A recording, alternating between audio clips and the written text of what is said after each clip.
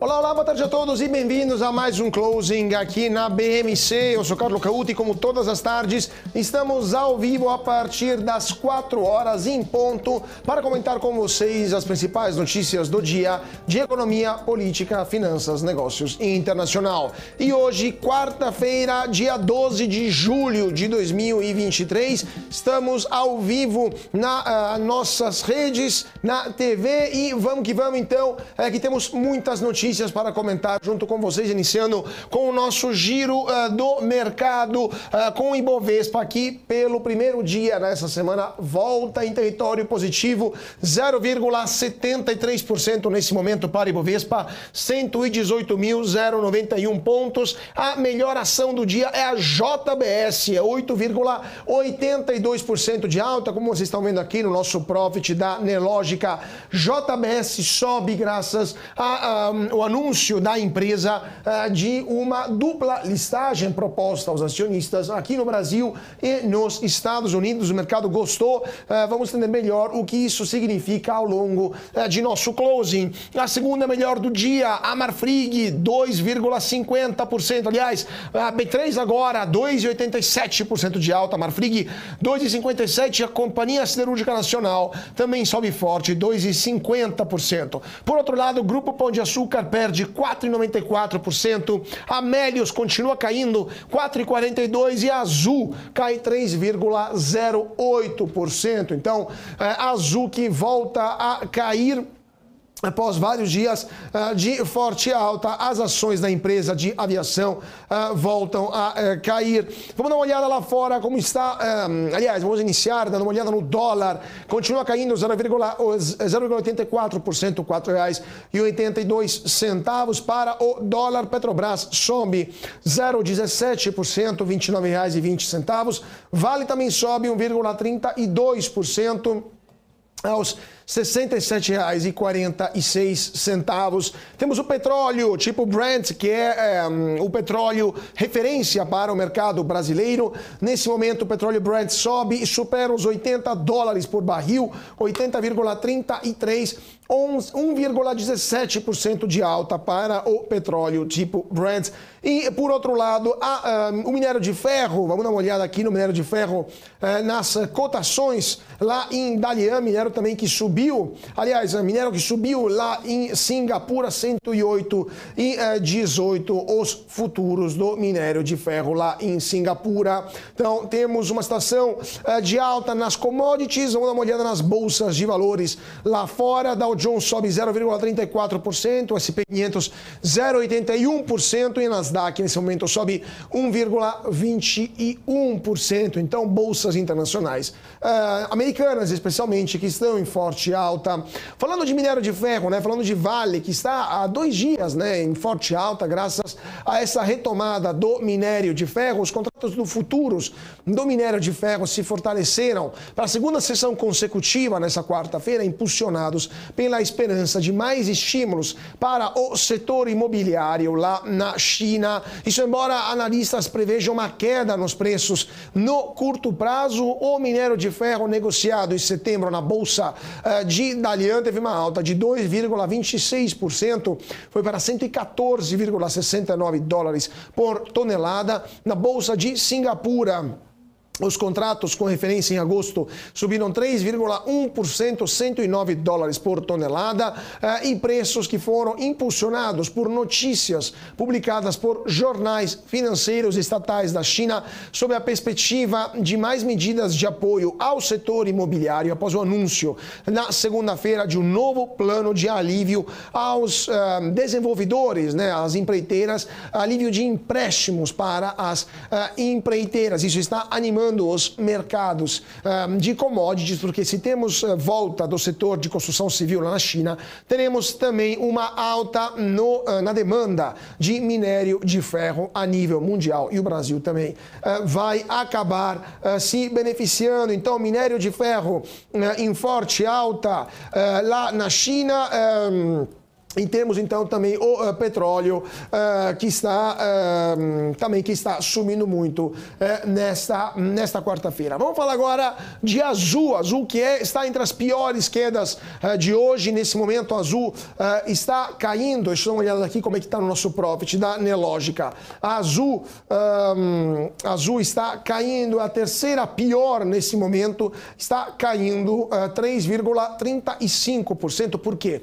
Porque a empresa quer captar cerca de 700 milhões de dólares com a emissão de títulos da dívida externa, bonds, né, que terão um prazo de vencimento de 5 anos, contarão com uma rentabilidade de 12%, né, se a gente for dar uma olhada nos bonds, né, da Azul que ela quer começar a emitir no mercado, uma informação que saiu hoje. A Azul, então, que quer aumentar o seu endividamento no mercado internacional, então títulos que serão emitidos em dólares, vencimento em 5 anos e contarão com garantia. A taxa de emissão, então, 12%, isso inicialmente, e a emissão externa, que já era esperada pelo mercado, visto que a operação faz parte do plano de reestruturação de passivos da Azul, tem como garantia dos bons recebíveis gerados em seu programa de fidelidade.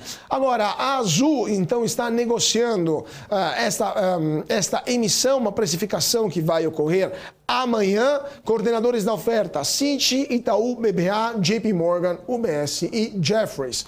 A última brasileira que acessou o mercado de dívida externa foi a Petrobras no fim de junho, quando levantou 1,25 bilhão de dólares com uma taxa de 6,625% também por títulos da dívida. E sempre falando da Azul, hoje temos bastante notícias vindo da companhia aérea, mas evidentemente o mercado não deve estar gostando dessas notícias, porque a Azul é uma das piores ações do dia. Lembrando que a Azul, junto com a Gol, está vindo de um período muito positivo de fortes altas e agora ambas estão sofrendo após mudanças também na parte de análise de vários bancos, seja de investimentos e também bancos comerciais aqui brasileiros que estão revendo as suas análises, né, suas indicações de compra e de venda, mas também por várias casas de análise independente que estão revendo, né, suas indicações sobre os papéis das aéreas. Agora, a Azul anunciou que sua subsidiária, a Azul Secured Finance LLP, lançou então esta oferta. Foi agora há pouco o fato relevante enviado à Comissão de Valores Mobiliários. 700 milhões de reais. Acabou de chegar a notícia aqui na redação que vão ser emitidos então pela empresa, ou melhor, esse objetivo que a empresa quer alcançar emitindo esses títulos da dívida. Vamos ver então o que vai acontecer. Agora, vamos falar de JIF, que é a holding da família Batista. Hoje, a família Batista está no centro do noticiário, seja pela questão da cotação, da listagem dupla da JBS no Brasil e nos Estados Unidos, seja também por essa decisão da JIF de fazer uma proposta de 10 bilhões de reais para comprar a fatia da Novonor na Braskem. A oferta foi apresentada ontem à noite aos bancos que são credores da Novonor, dívida antiga da Odebrecht. A Novonor é antiga Odebrecht, tá, gente? Essa dívida antiga com as instituições financeiras tem como garantia as suas ações na própria petroquímica e com esse movimento a JF passou a integrar a lista de empresas que já fizeram ofertas pela Braskem, que já conta com a Unipar e com um consórcio formado por Apollo e ADNOC, né, a empresa lá dos Emirados Árabes Unidos. O valor proposto pela família Batista prevê o pagamento à vista e é o mesmo da Unipar, mas agrada mais aos bancos por não deixar nenhuma fatia para a família Odebrecht. Na Unipar, a Novonor ainda conseguiria, na oferta do Unipar, a Novonor ainda conseguiria como acionista com uma participação menor, ou seja, uma participação de apenas 4%. Todavia, a oferta da JIF não seria suficiente para pagar os cerca de 15 bilhões de reais que a Novonor tem em dívida com os bancos. Por outro lado, a gestora americana Apollo e a ADNOC ofereceram R$47 por ação da Braskem, 20 em dinheiro e 20 via emissão de título de dívida perpétuo com taxa de 4% ao ano e R$ 7,14 em warrant. Agora, vamos ver o que vai acontecer e qual será a decisão desses bancos. Lembrando que a Petrobras detém 36,1% da Braskem, enquanto a Nova Norte tem 38,3%. E nesse momento, vamos dar uma olhada como é que está o mercado nesse momento, porque Braskem... Deixa eu ver como é que está a Braskem nesta quarta-feira, a ação da Braskem, deixa eu ver aqui como é que está a Braskem nesse momento, sobe 1,26% a ação da Braskem aos R$ 26,41. Então o mercado de fato está gostando e muito desta proposta, dessa oferta feita pela JIF. Vamos falar disso daqui a pouco com o nosso primeiro convidado que vai entrar em breve. Logo mais, peço para nossos técnicos me informarem quando o nosso convidado chegar. Assim a gente já o coloca aqui ao vivo. Agora vamos falar da JBS. A JBS informou que vai propor aos seus acionistas a aprovação de uma dupla listagem de suas ações na Bolsa de Valores, uma medida que visa, abre aspas, ampliar a capacidade de investimento para a expansão da companhia e aumentar o acesso de investidores institucionais e de varejo para as ações representativas das operações consolidadas da JBS. Com essa notícia, as ações ordinárias da JBS estão subindo e muito nesta quarta-feira. Temos a maior alta do dia, de fato, é a ação alta da JBS. Deixa eu pegar aqui. A alta da JBS nesse momento aqui, 8,87%, 82% nesse momento. B3 e PetroRio e Rumo também estão entre as maiores altas do dia, mas em geral um dia bastante positivo para a Bolsa de Valores de São Paulo. Temos um andamento interessante para a B3 com um principal indicador, né, o Ibovespa, que está subindo nesse momento 0,76%.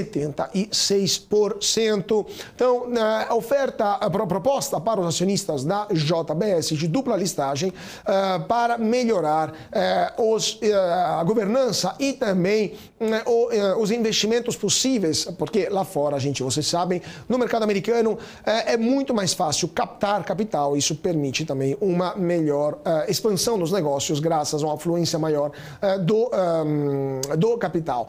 Segundo a Moody's, essa listagem da JBS nos Estados Unidos vai melhorar a governança, mas o pagamento de dividendos poderá aumentar a alavancagem da empresa. Segundo a JBS, os objetivos centrais dessa dupla listagem são: 1. Adequar a estrutura societária da JBS ao perfil global e diversificado das operações da companhia, porque de fato a empresa possui negócios não somente no Brasil, mas também nos Estados Unidos e em outros países do mundo. Então, de fato, essa decisão colocaria a JBS em um patamar diferente e mais adequado para gerenciar esses negócios globais e não apenas somente brasileiros. Segundo lugar, destravar o valor das ações da empresa, porque de fato tendo uma cotação, uma listagem lá nos Estados Unidos com maior capital disponível, porque a bolsa americana ainda hoje, as bolsas americanas ainda hoje são as bolsas junto com as de Londres, com maior volume de negociação do mundo. Então isso com certeza destravaria o valor das ações da empresa, mas isso também ampliaria a capacidade de investimento para fortalecer as condições de crescimento e competição com concorrentes globais. Isso segundo a JBS. Empresa que afirmou que também a proposta será submetida aos acionistas e vai ter então um novo veículo de listagem. Isso é uma sociedade constituída de acordo com as leis da Holanda. Vamos ver então o que vai acontecer. A Assembleia Geral Extraordinária será convocada, condicionada à aprovação da incorporação dessas ações. Então, será a Assembleia que vai decidir sobre esta eventual dupla listagem. E agora, vamos falar um pouco de Brasília, porque o ex-secretário executivo no Ministério da Fazenda, o Gabriel Galípolo, e o ex-auditor-chefe do Banco Central, Ailton Aquino, assinaram na manhã desta quarta-feira o termo de posse que os torna diretores da Autoridade Monetária Central Brasileira. A informação foi divulgada pelo próprio Banco Central, uma foto também que mostra os dois assinando o termo de posse. Lembrando que Galípolo será o diretor de política monetária monetária do Banco Central, enquanto Aquino vai ocupar a diretoria de fiscalização, a diretoria que, de fato, analisa como estão os balanços dos bancos e verifica se não há nenhum tipo de irregularidade cometida pelas empresas que têm o registro no Banco Central, ou seja, que atuam no mercado de crédito. Os nomes de ambos, os novos diretores, foram aprovados pelo Senado na semana passada. Eles vão participar da próxima reunião do Comitê de Política Monetária, que será realizada entre o dia 1º e 2 de agosto. E agora, vamos falar, deixa eu ver aqui, se temos já o nosso convidado de hoje, ainda não. Vamos falar então de inteligência artificial, gente, porque o medo de que a inteligência artificial tire o trabalho de muitas pessoas pode se confirmar no futuro próximo. Esta é uma análise feita pela Organização para a Cooperação e o Desenvolvimento Econômico, OCDE, que fez uma pesquisa divulgada nesta quarta-feira, onde mostra que mais de um quarto dos empregos que poderão ser eliminados pela inteligência artificial são aqueles que usam acima de 25 das 100 habilidades que os especialistas consideram que podem ser facilmente automatizadas. Ou seja, quando você tem muita habilidade que pode ser automatizada no seu trabalho, aquele trabalho também poderá ser feito o quanto antes por um robô, por inteligência artificial. Já 3 em cada 5 trabalhadores acredita que isso deve acontecer nos próximos 10 anos. Mais de 5.300 trabalhadores em 2.000 empresas dos países membros da OCDE foram ouvidos e, apesar de ter medo, 2/3 dos trabalhadores entrevistados já usam a inteligência artificial no dia a dia. Além disso, a automação gerada pela nova tecnologia torna o trabalho menos perigoso e também menos entediante, né? Menos tedioso. Isso segundo os próprios relatos feitos pelos funcionários. Agora, o secretário-geral da OCDE, o Matthias Cormann, afirmou que os benefícios devem superar os riscos e, a depender de como a regulação dessa tecnologia continuar, ele disse que os governos precisam preparar os trabalhadores para as mudanças e as oportunidades que a inteligência artificial vai trazer em suas vidas. E falando sempre em tecnologia, gente, temos mais um capítulo dessa disputa entre bilionários do Vale do Silício. Disputa entre Elon Musk e Zuckerberg, disputa tecnológica, quando Elon Musk anunciou que vai abrir uma nova empresa, uma startup de inteligência artificial, que ele chamou de XAI, XAI. O objetivo da startup, segundo o site da empresa, é entender a verdadeira natureza do universo. O bilionário está planejando um debate com a equipe da empresa dessa XAI na quinta-feira, ou seja, amanhã, aliás, depois de amanhã. Não, desculpa, quinta-feira amanhã, pelo Twitter Space. Musk, que também é dono da SpaceX, da Tesla e do Twitter, terá o apoio de uma equipe formada por profissionais que trabalham no Google, na Microsoft, na DeepMind e na OpenAI. E além da própria Tesla e da Universidade de Toronto, lá no Canadá. Então, ele escreveu um tweet onde anunciou a criação dessa nova empresa, que ocorre cerca de uma semana após o anúncio feito por Mark Zuckerberg, CEO do Meta, de lançar o Threads, uma nova rede social parecida com o Twitter, uma plataforma que já ultrapassou os 10 milhões de usuários apenas 7 horas após o seu lançamento. Então vamos ver se o Threads vai ser de fato um concorrente importante para o Twitter ou não. A ver então o que vai acontecer. Nesse momento, 4 horas e 19 minutos e 25 segundos, a JBS se confirma a maior alta desse pregão, com 8,76% de ganho de suas ações. A B3 ganha 2,80%. A Companhia Siderúrgica Nacional está subindo 2,50% nesse momento. Por outro lado, a pior do dia é o Grupo Pão de Açúcar, menos 9,94%. Melius perde 4,29% e Azul 3,14%. O dólar continua continua caindo. Deixa eu dar uma olhada aqui como é que está o dólar nesse momento, 0,74%, R$ 4,82. Então, o Ibovespa que sobe 0,49% nesse momento, 118.127 pontos.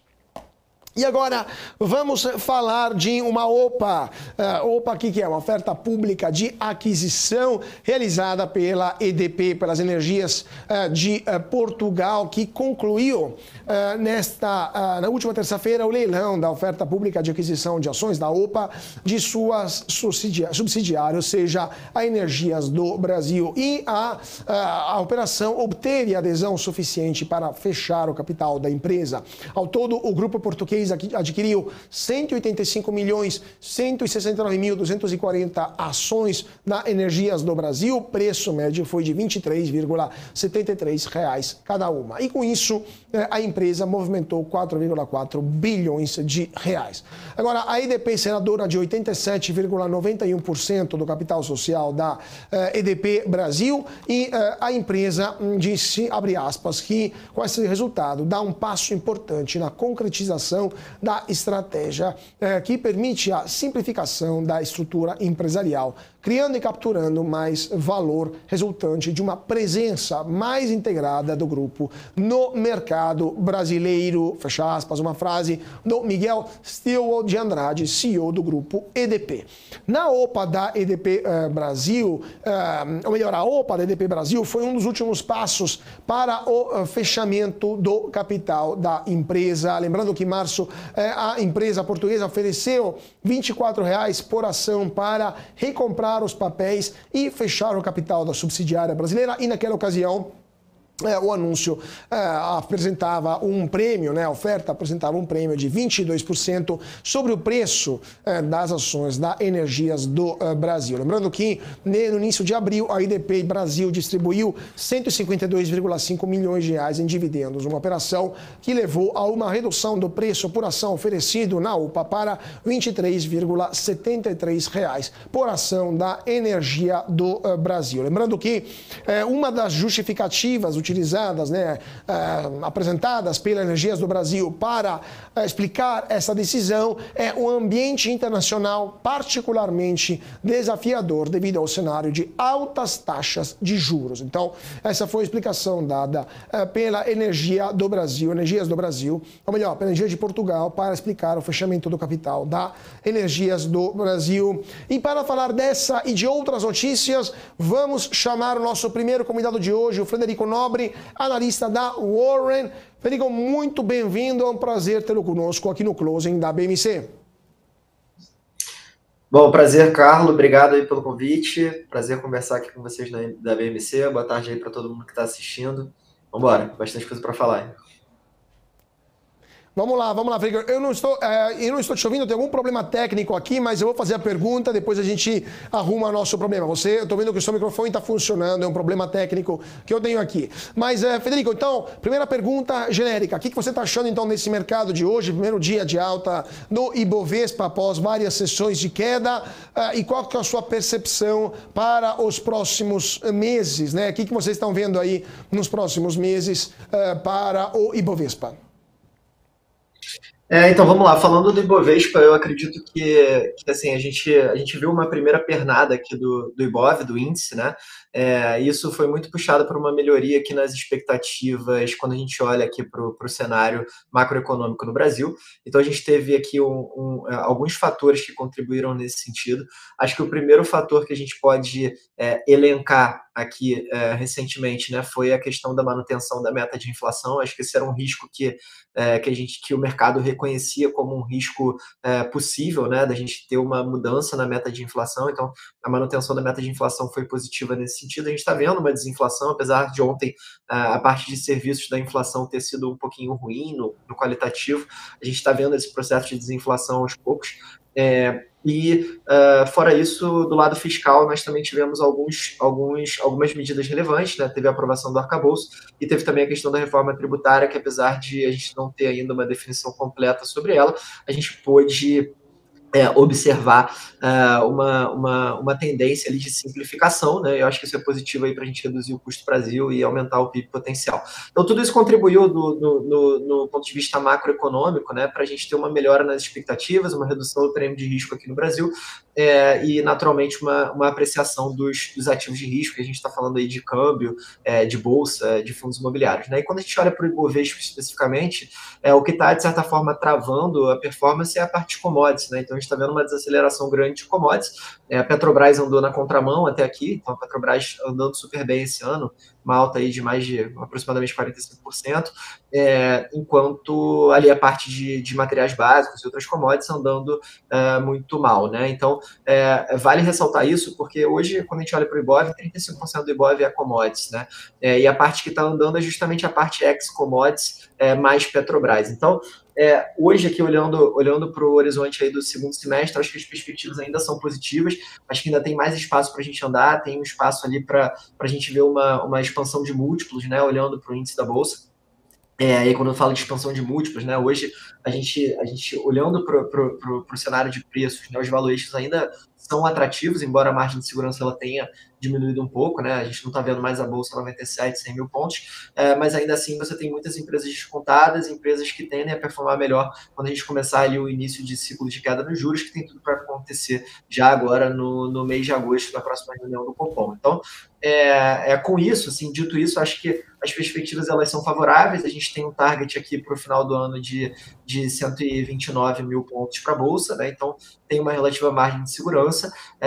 Acho que a gente vê o mercado ainda tecnicamente leve, né? Então, olhando para as posições dos fundos de investimentos, a gente ainda tem uma posição em equities bem pequena, nos fundos multimercados, nos fundos de ações ainda carregando muito caixa.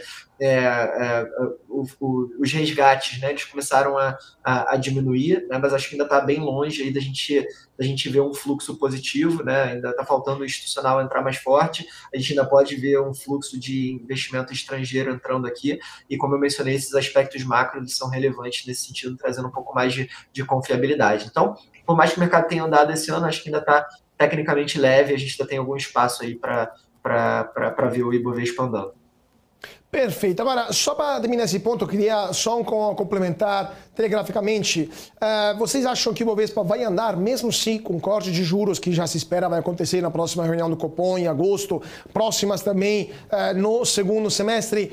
A previsão para o final do ano é 12% de juros aqui no Brasil. Continua sendo um juro muito alto. Mesmo assim, vocês acham que a Ibovespa vai andar, os múltiplos vão apresentar resultados positivos, são atrativos para os investidores, ou vocês estão sendo otimistas demais, entre aspas? Então, eu acho que assim, é muito difícil, né, prever no curto prazo, até mesmo assim no médio prazo, olhando daqui até o final do ano, o que vai acontecer, né? A gente entende que hoje existe um certo conforto nos níveis de preço, né, o que justifica ali uma posição talvez um pouco acima da estrutural, olhando para a Bolsa no Brasil, né? Pelo menos é isso que a gente vem fazendo aqui nos nossos portfólios na Warren, né, nas carteiras administradas, nos fundos. Então, a gente está, de certa forma, ali razoavelmente otimista olhando para o Brasil.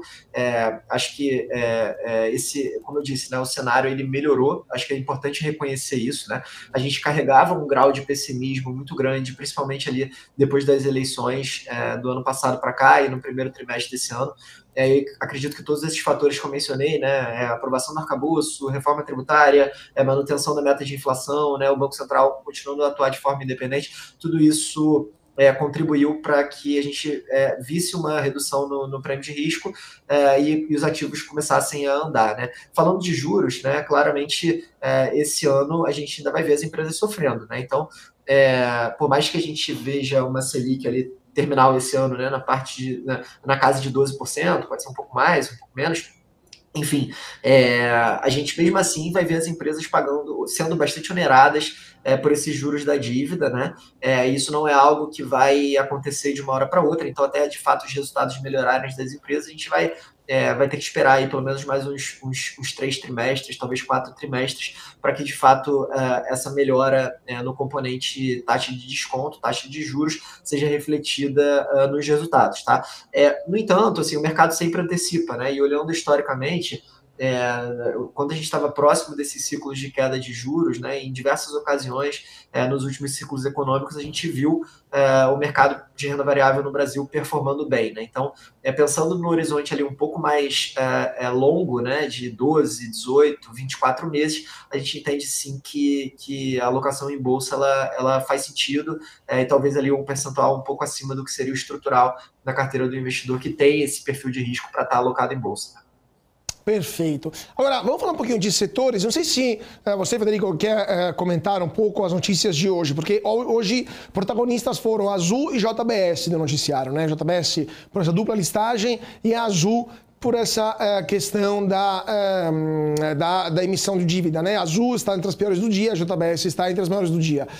Mas antes de fazer a pergunta, eu preciso chamar um rápido intervalo, então fica com a gente, Federico, que já voltamos 2 minutinhos e continuamos o nosso papo com o economista, com o analista da Warren sobre o andamento da Bolsa. Hoje, Federico Nobre está conosco, então não saia daí, porque ainda temos mais notícias e análise para você. 2 minutinhos, estamos de volta.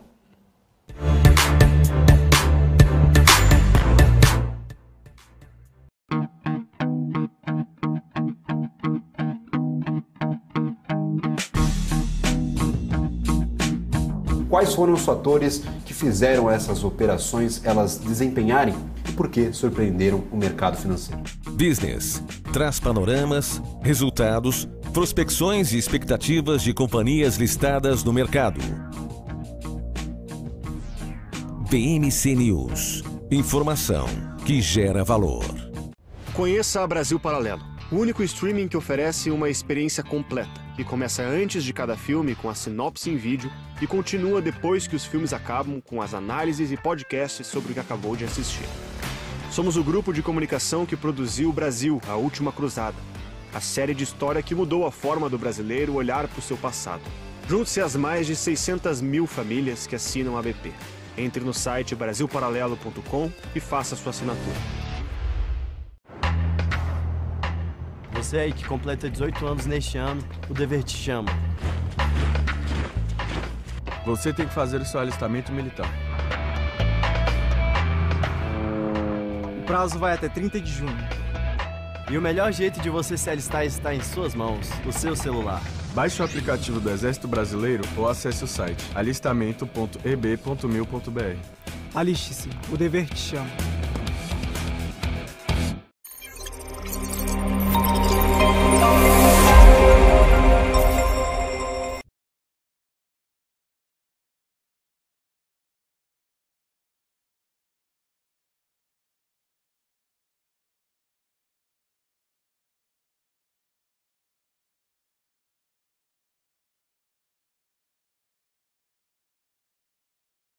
Vortex Beyond.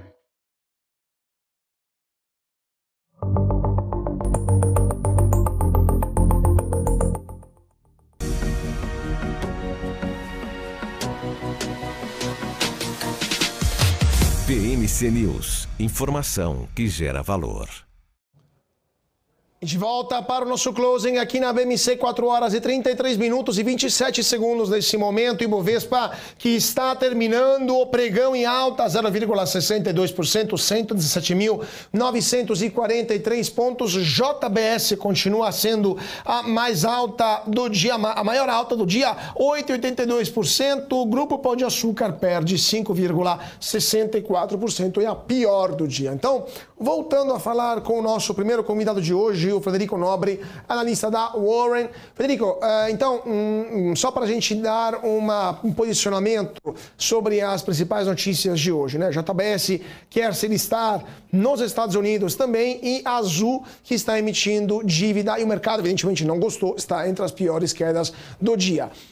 Não sei se a gente pode comentar um pouco sobre essa questão da JBS. O que vocês acharam aí na Warren dessa decisão da empresa de se listar, essa dupla listagem, Brasil e Nova York?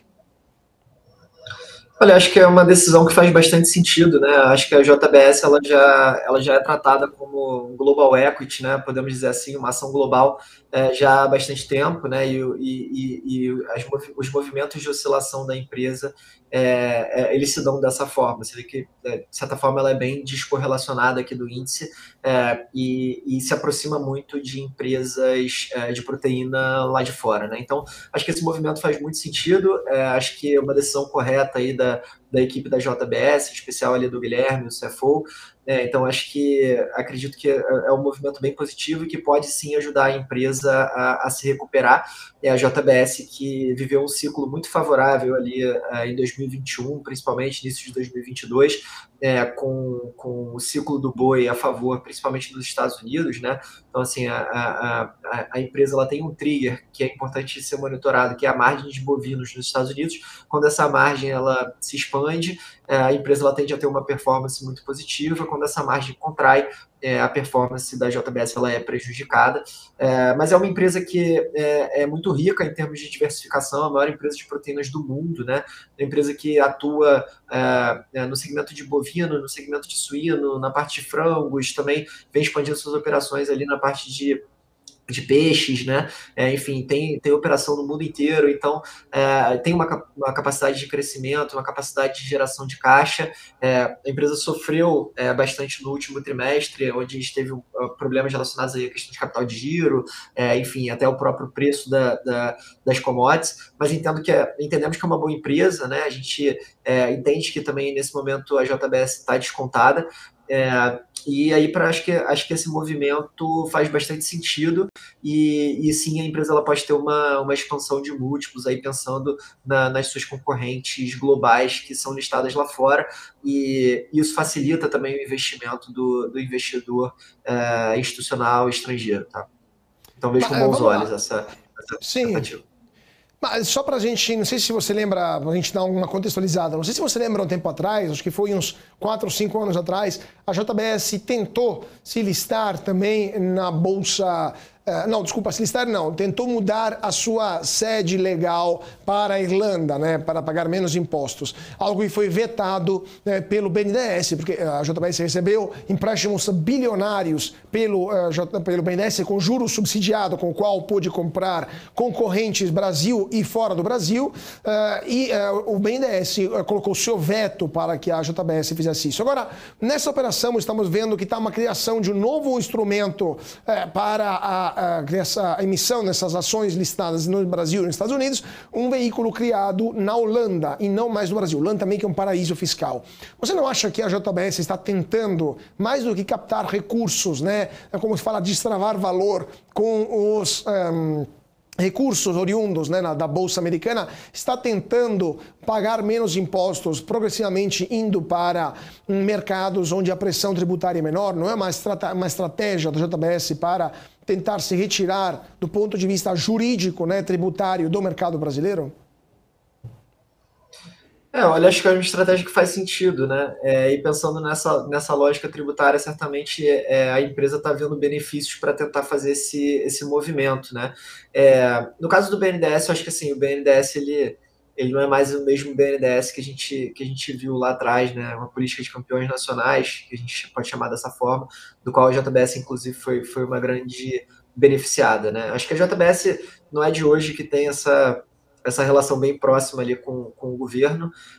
Enfim, eles participaram, inclusive, dessa comitiva recentemente que a gente viu ali para a China e etc. Então, assim, isso não é novidade. Acho que a JBS, esse movimento ele faz sentido e certamente tem um benefício tributário nesse processo, né? Agora, em termos de alíquota e números, acho que é difícil de afirmar qualquer coisa aí nesse momento.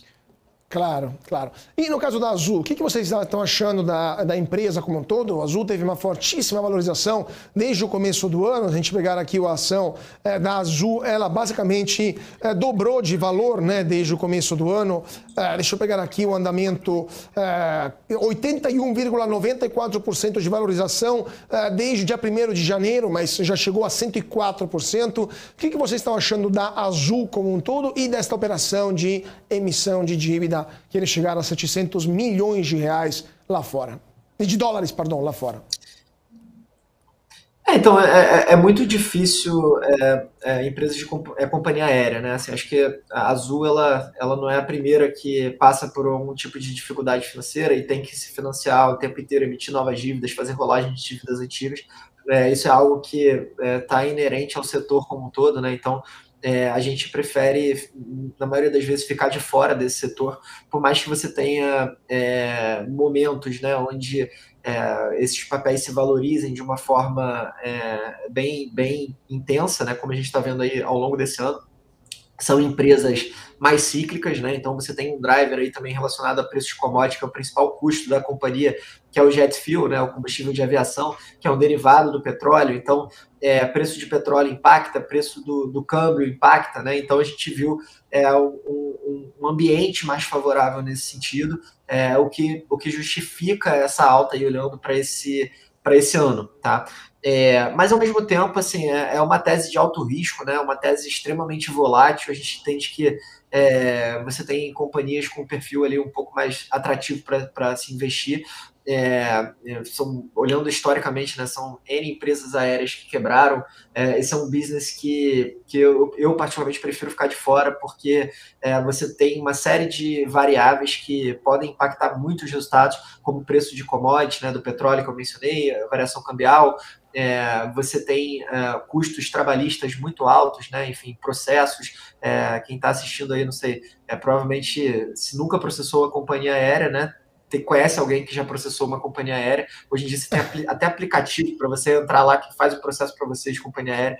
Então, assim, qualquer tipo de problema, a companhia ela tem que arcar com esse custo. Então, é um business altamente regulado, com margens apertadas, onde você tem muitos triggers que podem se tornar triggers negativos e uma pressão ali do ponto de vista jurídico, né, que pode atrapalhar bastante. Então, e empresas que precisam ser intensivas em capital, que têm um endividamento muito alto, né, e uma margem volátil e que costuma ser apertada. Então, eu prefiro ficar de fora, por mais que muitas vezes a gente veja situações como essa. Então, esse ano, a Azul, o Gol, se valorizando pra caramba. Se a gente for pegar ali o filme, não a foto, né? Essa é a foto aí dos últimos 6, 7 meses, mas se a gente for pegar o filme ali dos últimos 3 anos, a história é bem diferente, né? Então, eu prefiro não ficar tentando acertar esse timing e procurar empresas mais sólidas, boas empresas para investir aí com uma ótica de um prazo um pouco mais dilatado ali, de médio e longo prazo,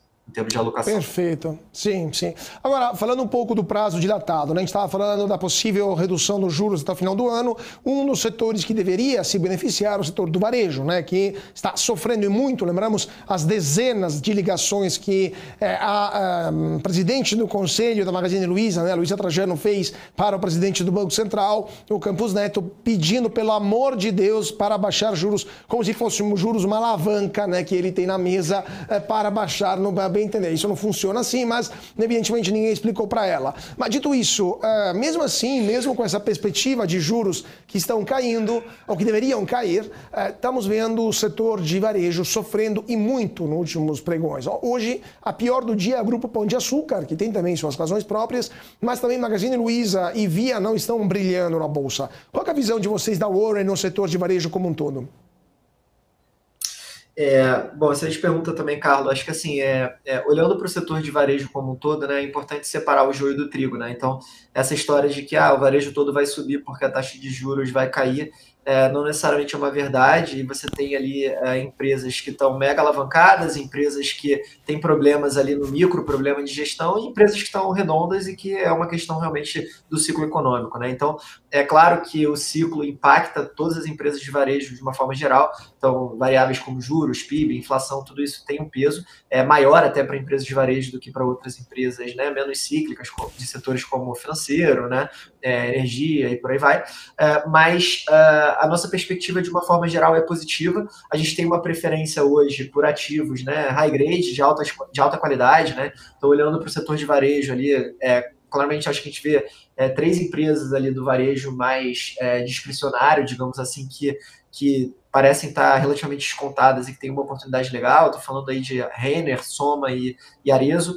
São empresas de alta qualidade que atendem público A, B, né, que têm margens ali acima das médias do setor e que estão negociadas com múltiplos bem descontados em relação tanto às médias históricas quanto à média do setor. Então, olhando para isso, assim, a gente tem uma preferência por esses ativos de alta qualidade em detrimento de empresas que ou estão muito alavancadas ou que necessitam de um crescimento exponencial nos próximos anos para justificar os níveis de preço atuais, tá? Então, teses sólidas, teses de empresas consolidadas que estão passando por um momento ruim pela questão do ciclo econômico e que tendem a se recuperar e que já provaram isso, passando por outros ciclos econômicos tão ruins ou piores do que esse. Então, essa é a nossa preferência hoje, mas a gente mantém uma visão relativamente otimista, tá? Olhando para o varejo atualmente, pensando aí no ciclo de queda de juros, com atividade ainda aquecida aqui no Brasil. Então, a gente está vendo aí revisões nas projeções do PIB para cima, inflação para baixo, né? A gente deve ver com o início do cenário de queda de juros uma melhora na confiança do consumidor. Então, tudo isso tende a impactar positivamente para as empresas do varejo, mas, como eu disse, é importante separar ali as empresas de qualidade daquelas que podem ser uma value trap, né, uma armadilha. Então, hoje, olhando para isso, assim, me parece que há uma preferência não só da Warren aqui, mas do mercado como um todo, por empresas que tenham esse histórico consistente de entrega de resultados, por mais que talvez o desconto ele não seja tão grande quanto outros cases que ainda precisam se provar, a margem de segurança ela segue bem atrativa e interessante, então eu prefiro trabalhar dessa forma. Claro, claro. Só terminando, Federico, só um último ponto também, você falou de empresas resilientes com entrega de resultado consistente e margem de segurança. Obviamente, imediatamente, setor elétrico e bancos, né? O que vocês estão achando desses dois setores? Setor elétrico também com essas mudanças, né? Esses leilões que aconteceram, fechamento de capital da Energias do Brasil, que acabou de terminar após o leilão na terça-feira.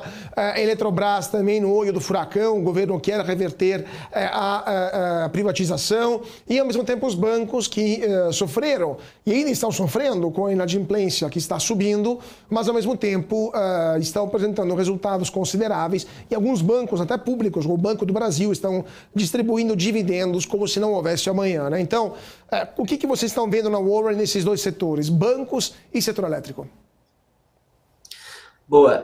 Então, falando sobre o setor elétrico primeiro, né, até a EDP era um papel que a gente carregava aqui nas carteiras, nos fundos, e uma notícia aí que para o investidor é uma notícia relativamente ruim, né, mas é mais um sintoma de que a bolsa está atrativa. Então, a empresa optar por fazer essa recompra, fazer essa oferta pública, né, de aquisição das ações, e deixar de ser listada, isso para a gente é mais um indicativo de que os preços eles estão atrativos, né? Então, para a empresa fazer isso, significa que eles estão enxergando que está relativamente barato, né? A gente tinha uma visão parecida, né? Então, a gente carregava a EDP e é uma grande perda aí para a nossa bolsa, porque era uma empresa excelente, que tinha uma atuação diversificada, que já tinha esse histórico consistente que eu mencionei aqui. Então, era uma excelente alternativa de investimento aí dentro do setor elétrico, né? Então, acho que isso é uma perda, mas é um sintoma de que a bolsa ela segue atrativa. Olhando para o setor elétrico como um todo, acho que os valuations eles estão no preço, né? Estão relativamente no preço. Então, hoje a gente encontra menos margem de segurança para as empresas do setor, né? Falando de Engie, Taesa, né? Copel, acho que é a nossa principal aposta hoje, porque é uma empresa que está em vias aí de ser privatizada, que tem bastante potencial para destravar valor, mas olhando para as empresas do setor elétrico, acho que tem excelentes empresas, como o caso de Taesa, Engie, mas que hoje estão mais ou menos no preço que a gente considera justo aqui. Então, é muito mais um play, uma tese de dividendos, né, do que uma tese de retorno patrimonial, pelo menos na nossa concepção aqui, né? Então, excelentes empresas, mas que os valuations eles já, de certa forma, convergiram para o que a gente entende que seria um preço razoavelmente justo para uma tese de dividendos, para o portfólio de dividendos pode fazer bastante sentido, né? E, por outro lado, a gente vê outras teses como Equatorial, como Energisa, que tem um potencial de crescimento interessante aí, olhando para frente, mas que devem pagar menos dividendos também. Então, o investidor ele tem que, de certa forma, balancear isso e entender o papel dessas empresas dentro do portfólio, né? E aí, passando para os bancos, né? Hoje o nosso preferido aí dentre os bancões é o Bradesco, né? O Bradesco sofreu muito no final do terceiro tri do ano passado. A gente tem uma posição ali desde esse momento, quando o Bradesco despencou ali os 20% aproximadamente, uma das maiores quedas da história do Bradesco ali depois do resultado do terceiro trimestre do ano passado. A gente foi montando posição na Warren e as ações do banco ainda seguem atrativas na nossa concepção. Hoje a nossa maior posição é dentro do setor financeiro e a gente entende que tem algum espaço ali para convergir os múltiplos do Bradesco ali bem próximos ao que a gente vê como uma média histórica, né? Então, o banco ele apresentou resultados realmente muito ruins no terceiro tri e no quarto tri do ano passado, mas o evento de Americanas foi totalmente provisionado, né? Ao contrário do Banco do Brasil, por exemplo, e fora isso, a gente teve o banco ele secou a concessão de crédito, então eu entendo que o management errou um pouco, acelerou demais essa concessão de crédito no final de 2021, início de 2022, e acabou que o banco pagou o preço através da inadimplência, do aumento da provisão de devedores duvidosos, né? Foi justamente o movimento oposto ao que fez o Itaú.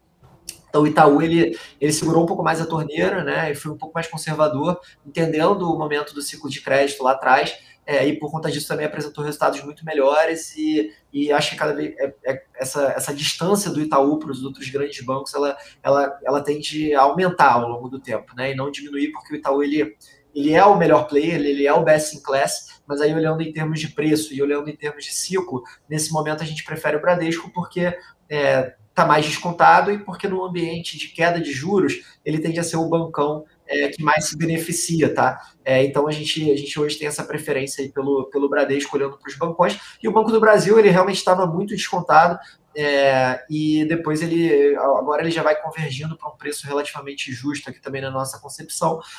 Eu entendo que esses resultados recordes do Banco do Brasil que a gente viu ali ao longo dos últimos trimestres, eles tendem a arrefecer, pensando aí no horizonte do terceiro tri em diante desse ano, tá?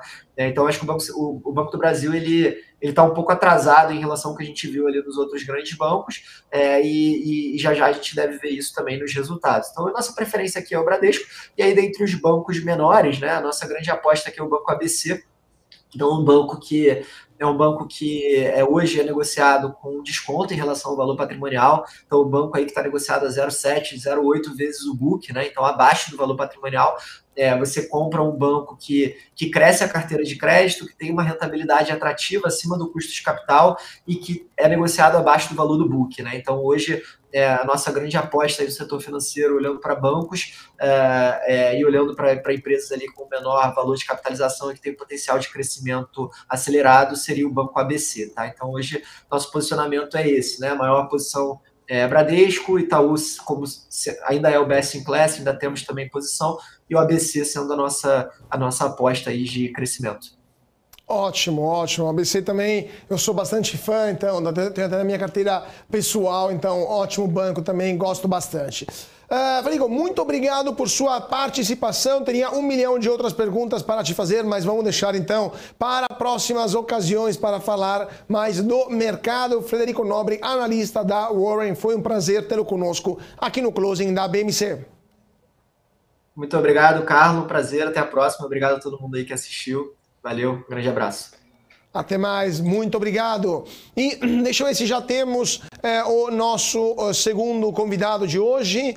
Daqui a pouquinho, então, vai entrar o segundo convidado de hoje. Vamos comentar com ele a situação do mercado nesta quarta-feira. Nesse momento, as bolsas lá fora estão subindo. Dow Jones 0,28, SP 500 0,75 e Nasdaq 1,17%. Então, já podemos chamar o nosso segundo convidado de hoje, o Matheus de Moraes, analista da Eleven Research. Muito boa tarde, Matheus. É um prazer tê-lo conosco aqui no Closing da BMC.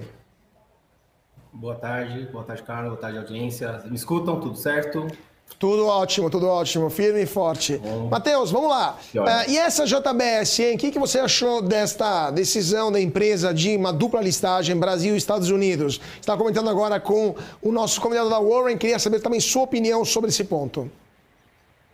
Bom, acho que até o próprio Gilberto já comentou, né, no post que ele fez, né, que era mais uma questão de quando do que se a JBS seria listada lá fora.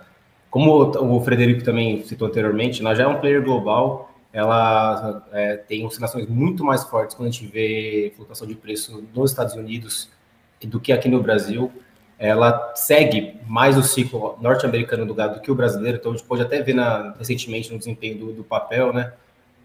O papel sofreu bastante quando a gente começou a ver dados, principalmente do USDA, já com o número de abate arrefecendo, abate de fêmea subindo, que é um indicativo que o ciclo está virando e que esse spread, que ora já foi muito positivo para a JBS, né? Já tivemos margens de 25% EBITDA no US Beef. Essa margem vai ser comprimida, ela vai voltar à normalidade, né? É um business de ciclo, né? Então, agora a gente consegue ver, agora a gente começa a ver, né, um ciclo bovino brasileiro muito mais forte, uma disponibilidade de gado muito maior. Então, por mais que eles ainda sejam um player muito forte, o Brasil, o fato do consumo ser majoritariamente nos países que eles operam, então não são tão fortes na exportação como outros players, acaba minando um pouco dessa margem que eles poderiam ganhar exportando Brasil, principalmente China, né? E sofrendo mais com a situação norte-americana. Então, eu acho que acaba fazendo mais sentido essa listagem norte-americana, essa listagem nos Estados Unidos, do que aqui no Brasil em si. Perfeito, perfeito. Mas agora, no caso, tirando a questão do ciclo, tirando a questão também do momento da empresa, do ponto de vista meramente econômico, você acha que de fato a JBS vai conseguir captar mais recursos na Bolsa Americana? Vai destravar valor, como eles estão dizendo? E qual será a reação do BNDES, que ainda mantém um certo poder na empresa? Agora está tentando achar quanto que ele tem ainda de ações, né, na JBS, mas qual que será, então, o futuro desta operação? Vai conseguir aumentar o valor das ações? O BNDES vai deixar isso acontecer? O que você acha? A questão do BNDES, acho que é o ouro nessa toda essa pergunta, né? Ainda não sei como o BNDES vai reagir. Provavelmente vai ter uma retaliação. Eles vão querer minar isso de alguma forma. Eles ainda têm Eu também, Ricardo, me perdi aqui, não tenho de cabeça aqui o percentual que eles detêm da JBS, mas é percentual alto, eles ainda têm cadeiras no conselho. Mas do ponto de vista da JBS, eu acho positivo porque ela vai ter um acesso a um capital estrangeiro, vai ter acesso não só a pessoas físicas na Bolsa Norte-Americana, mas também a outros institucionais. É um objetivo dela fazer novas emissões, fazer um follow-on na Bolsa Americana.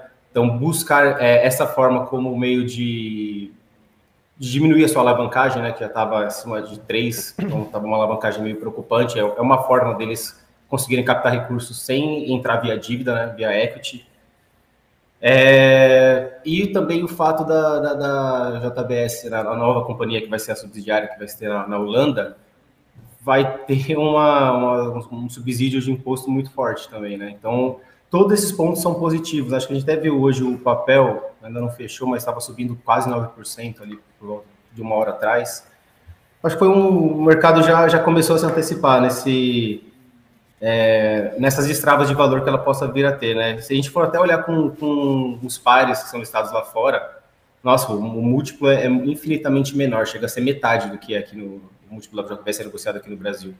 Então, se a gente for fazer só esse estudo, né, que é o que a gente consegue fazer nesse primeiro instante, né? Ainda não modelamos tudo a fundo, mas só nesse estudo a gente consegue ver um potencial gigantesco. Tanto se a gente comparar com o Pilgrims, com o Tyson, com a própria Hornell, são, sei lá, eu até peguei aqui, a Pilgrims tem um múltiplo de EBITDA de 9,3, a JBS negocia Brasil a 5,9.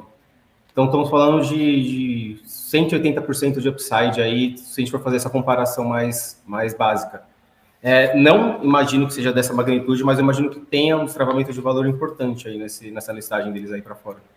Claro. Só para a gente dar esse número para o nosso público, o BNDES tem através do BNSPAR, né, que é o braço operacional, né, o braço de investimentos do BNDES, tem cerca de 20,81% de ações do capital social, né, da JBS. Então, eles têm direito de veto nesse caso, né? Tem mais de 20% do capital, então eles poderiam até vetar essa operação. Claro que a maioria, aliás, não, o grupo de controle é da JIF Investimentos e da Formosa, eles têm 48,83%, então não tem a maioria absoluta nos votos, né? Então temos 20,81% da BNDES-Par e 30,36% de outros minoritários então, no total, 51,17% das ações estão circulando fora, né, do grupo de controle da JIF, né, da JBS.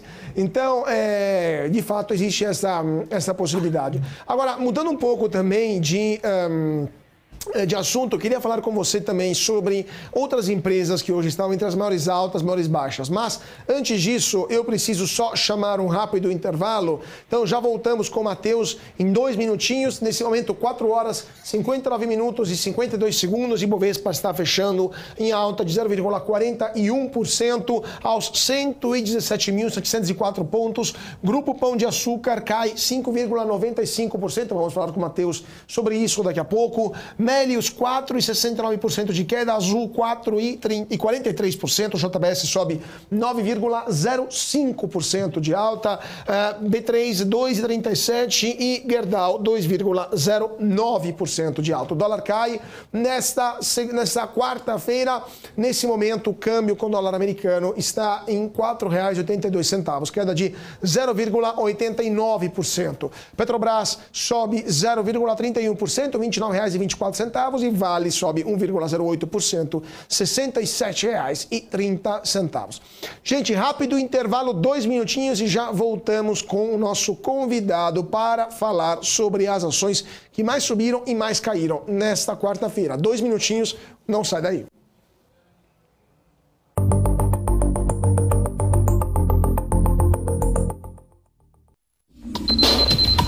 O que acontece no mercado financeiro no Brasil e no mundo está na BMC News. São 24 horas de programação para ajudar o investidor na melhor tomada de decisão. Independência e jornalismo sério. Não estamos plugados em nenhuma instituição financeira.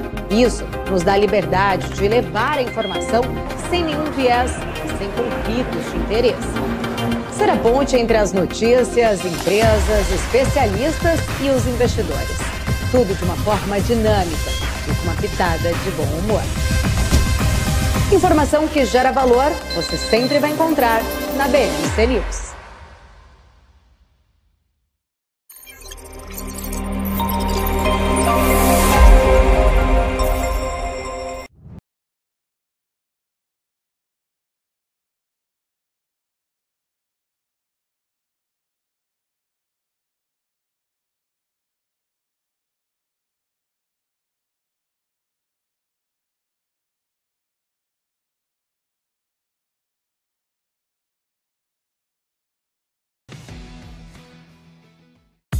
COI.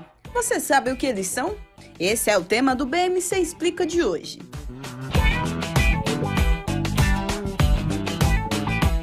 COI é a sigla para Certificado de Operações Estruturadas. É um investimento montado por instituições financeiras que combina características tanto de renda fixa quanto de renda variável em um único produto.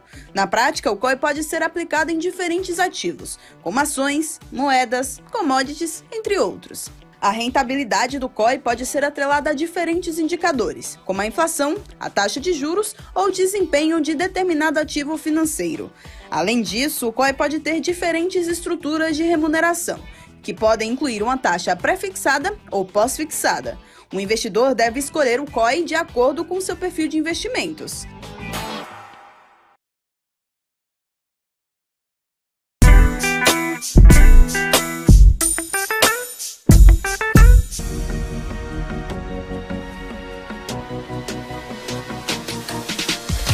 BMC News, informação que gera valor. E de volta para o nosso closing aqui na BMC. Muito boa tarde para você que está se sintonizando agora. 5 horas e 03 minutos, Bolsa de Valores de São Paulo, que acabou de fechar. E vamos comentar então o dia, o pregão e as ações que mais subiram e mais caíram hoje com Matheus de Moraes, analista da Eleven Research. Matheus, voltando ao nosso papo, então. A ação que mais subiu hoje foi a JBS, 9,05%. Cadê o Matheus? Não estou vendo mais ele na tela aqui. Vamos ver se o Matheus está conosco ainda para comentar. Sim, está sim conosco. Vamos lá, a ação que mais subiu hoje foi JBS. A gente está vendo aqui no nosso profit da Nelógica. A que mais caiu foi o Grupo Pão de Açúcar, menos 5,95%. Seguida pela Melius, 4,69%, e a Azul, que perdeu 4,43%. Eu queria te perguntar, qual que é a visão de vocês aí na Eleven sobre o Grupo Pão de Açúcar? Não sei se vocês têm cobertura sobre esse papel. E sobre o setor de varejo como um todo, qual a perspectiva para o próximo semestre, considerando os juros que vão caindo ao longo dos próximos meses, né? Com a inflação em queda que a gente está vendo. Bom, Carlos, eu sou analista de agroalimentos e bebidas. O varejo não é o meu setor, mas converso com o Nils, a gente senta lado a lado, tenho a visão dele que vai ser ainda um trimestre ainda muito duro para as empresas do setor. A gente até conversa com o nosso time de macro, né? A gente está vendo quando a grande massa da população tem um dinheiro disponível, ele está sendo majoritariamente utilizado para pagamento de dívidas e não para o consumo em si. Então, o que a gente vê que pode ter um desempenho positivo seriam as empresas do varejo alimentar. Então, Grupo Mateus, Açaí, principalmente essas duas, a gente olha com mais carinho e gosta mais aqui na empresa. Perfeito. Então vamos falar um pouquinho então dos setores que você cobre, que é a parte de agro e a parte de alimentos e bebidas como um todo. Um dos pontos, eu vou aproveitar de perguntar, porque é um pouco que a gente não fala de Ambev. Imagino que você tenha na cobertura a Ambev, né? Então, a ação da Ambev está dando um pouco de lado. Deixa eu dar uma olhada aí como é que está aqui hoje a Ambev. A Ambev, no último período, está vendo ela sofrendo bastante.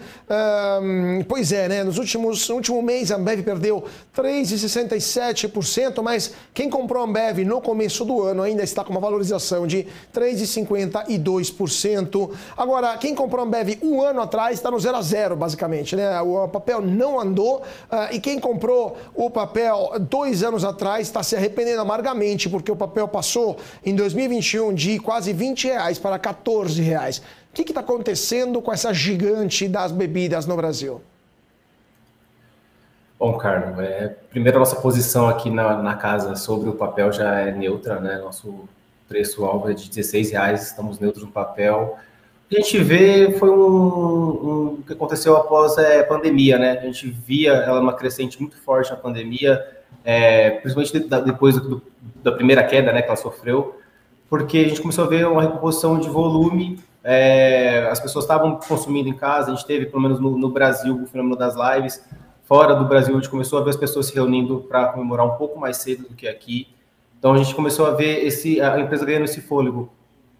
O problema foi pós-pandemia, quando a gente achou que esse volume ia continuar crescendo, a gente ia ter novos patamares de volume para a companhia, com a volta de eventos, com as pessoas saindo das suas casas, podendo consumir fora de casa, e esse volume não veio.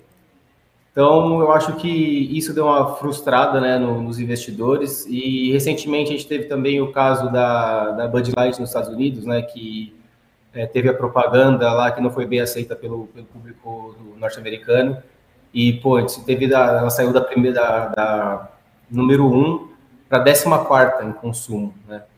Então, eu acho que isso também arranhou muito a perspectiva da empresa, do marketing, e de imaginar quais seriam os próximos passos, como que ela contornaria não só esse caso, como não só o problema midiático, mas também o problema dos volumes não estarem crescentes, né?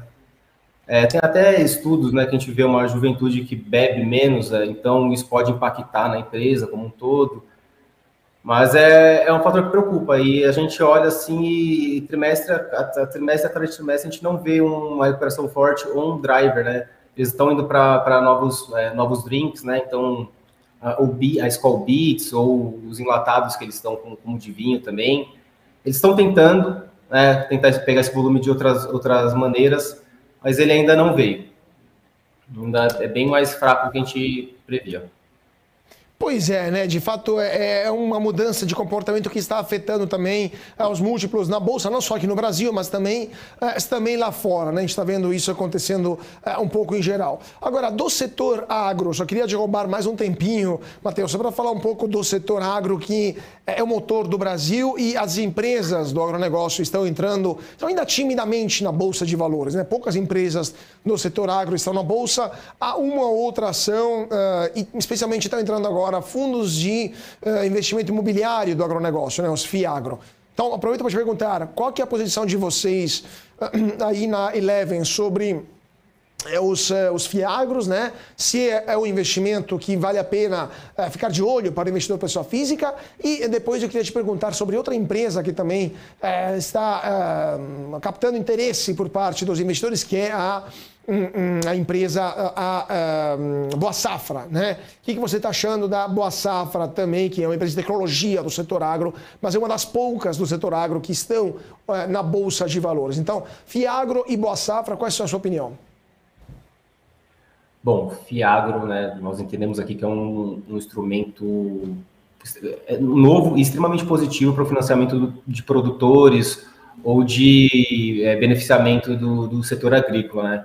A nossa única ressalva é sobre o que esse investimento, o destino final do investimento.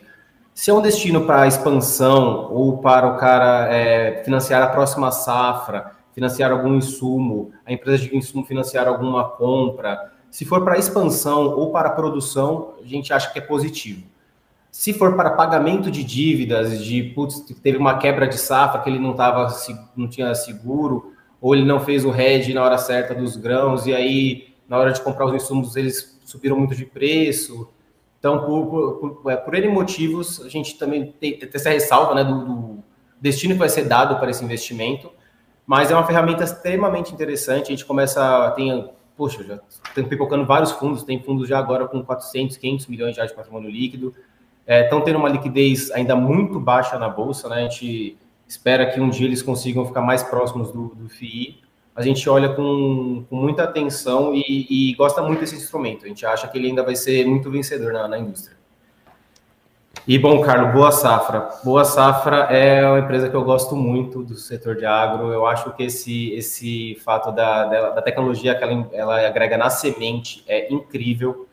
Ela consegue realmente trazer valor para o produtor, né? Ela tem uma semente que tem uma taxa de germinação infinitamente acima do que as padrões de mercado. Ela faz estudos in loco para ter certeza que a semente dela vai ter a melhor performance possível. As sementes dela são resistentes a intempéries climáticas, a pragas, são assim, sementes de extrema qualidade. O único ponto que a gente tem de ressalva é os royalties, né? Como são tecnologias que ela importa, seja da Syngenta, o Bayer, outros, ela tem que pagar um royalty alto, que consome uma margem considerável da companhia. Mas, mesmo assim, ela é uma companhia muito, muito redonda e entrega tudo que foi prometido desde o IPO. Então, estão entrando agora em milho. Eles eram só semente de soja, estão entrando em milho agora, estão querendo expandir para novas culturas. Então, assim, é uma empresa ainda muito pequena, tem uma liquidez relativamente baixa, mas é o que você falou, né? O nosso agro ainda é tímido na Bolsa, né? A gente ainda tem poucos players aí, sei lá, da expressão da SLC ou da própria Raizen, São Martinho, já que são maiores, né? Então, ainda carece, eu acho, desse olhar um pouco mais de mercado, olhar para essas empresas, né? Temos empresas muito, muito boas no setor, né? Pois é, né? A Faria Lima tem que ir mais para o campo, como se diz. Agora, só para a gente terminar nosso papo com essas três que você citou. Raizen, São Martinho, né? SLC, o que você está achando dessas empresas em geral, né? E a gente está vendo também uma valorização importante. Se não me lembro, a SLC teve uma volatilidade importante no último período. Então, o que você está achando dessas empresas e o que esperar também até o final do ano do setor agro, considerando que o primeiro semestre em geral foi um período de super safra, né, que não vai se repetir nos próximos meses. Então, qual é a sua opinião sobre essas empresas do setor agro como um todo? Bom, SLC, vou começar por ela, né? Ela é uma empresa que é muito indexada ao preço das commodities, né? Então, a gente teve queda já de 30% em soja e milho também foi uma queda nessa mesma magnitude, se não foi maior. Então, o papel acaba reagindo a essa oscilação do preço das commodities, né? O pessoal acaba precificando ela diretamente com o preço de tela, não olhando hedges que ela já fez no futuro, ou o quanto de ganho de escala que ela vem tendo nas operações. Então, a gente acha meio mal arbitrada na Bolsa. Raizen. Putz, é a maior empresa do setor, né? Tem, se não me engano, 52 usinas de etanol. Tem o E2G que eles estão querendo colocar no mercado. Tem, né, a própria joint venture com a Shell aqui. Tem açúcar, que é comercializado via Camil. Pô, ela tem uma infinidade de frentes de negócio, mas ainda tá patinando no preço, né? A gente viu ela agora saindo, né, dos 2,20 agora até os 4, se não me engano, 4,10 que ela estava até ontem. E ainda vemos muito valor no papel, assim, tem a cadeia de E2G que eles pretendem começar a operar, né, com força total em 2030, ainda não está precificado por quase ninguém no mercado. É um volume que vai quase que dobrar o volume atual deles, comercializado hoje. Tem, acho que, muitas coisas no papel que ainda não estão precificadas, mas, se você me permite, Carlos, o nosso papel preferido no setor, né, seria a Jalles, que ainda é uma empresa muito pequena, com a baixa liquidez, foi agora para sua terceira usina, Santa Vitória, mas os caras têm uma capacidade imensa de melhorar a terra e de fazer uma produtividade absurda com cana-de-açúcar. Recentemente, até estive com eles, né, no day que eles nos proporcionaram, e, pô, chegamos a ver cana-de-açúcar com produtividade de 160 toneladas por hectare, que é uma coisa absurda. Vimos o quanto os caras estão, né, com tecnologia aplicada, usando todo tipo de maquinário que você possa imaginar, desde drones para mapeamento de área, colheitadeiras automáticas, pulverização com drones via precisão. Então, ela faz a escala topográfica. Então, se estiver mais alto ou mais baixo, dependendo como for o terreno, o drone acompanha para garantir a melhor dispersão. Então, é uma empresa ainda muito pequena. Foi agora para sua terceira usina, ela vai moer, em 2026 ela quer moer 8 milhões e 500 mil toneladas, ainda é muito abaixo do que os outros players, mas é uma empresa que eu vejo, assim, muito valor, o management muito bem, administra muito bem a companhia, e tem o açúcar orgânico, né, que é um açúcar que tem uma margem que é o dobro do açúcar convencional, que o deles já é mais alto que a média do mercado. Então é uma empresa que eu acho que tem muito ainda a crescer, e o papel ainda tem muito a andar. Ainda o papel tá bem desarbitrado, assim, o papel que o pessoal olha muito pouco ainda. Tanto quando a gente conversa em roda, até com buy side. Não, pois é, né? Em geral, a Faria Lima está olhando ainda muito pouco ao mercado financeiro. Você tem uma percepção, só terminando, a opinião pessoal, percepção pessoal sua. Você acha que o mercado está olhando mais, está entendendo que não pode deixar de lado o agro, ou ainda não entenderam, não perceberam quanto dinheiro tem no setor agro que pode entrar na Bolsa de Valores em peso?